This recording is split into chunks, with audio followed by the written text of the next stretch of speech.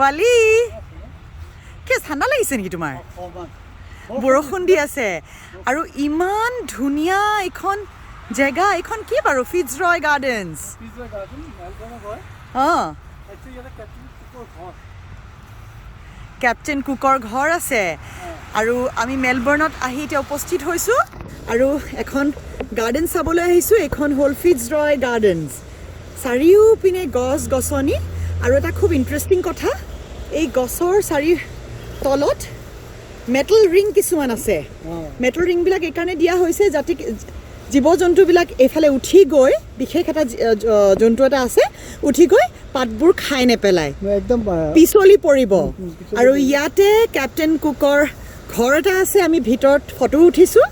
সেই ঘৰটোত captain cook নিজে কেতিয়াও যদিও থকা নাছিল সেই ঘৰটোৰ আচলতে ইটাবিলাক নম্বৰবিলাক লিখি লিখি ইয়ালৈ উঠাই অনা হৈছিলে আৰু তেওঁৰ মাক দেউতাক ইয়াত থাকিছিল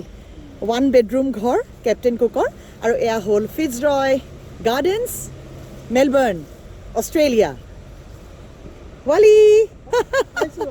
ৱালি দৌৰি ঘূৰি ফুৰিছে দেই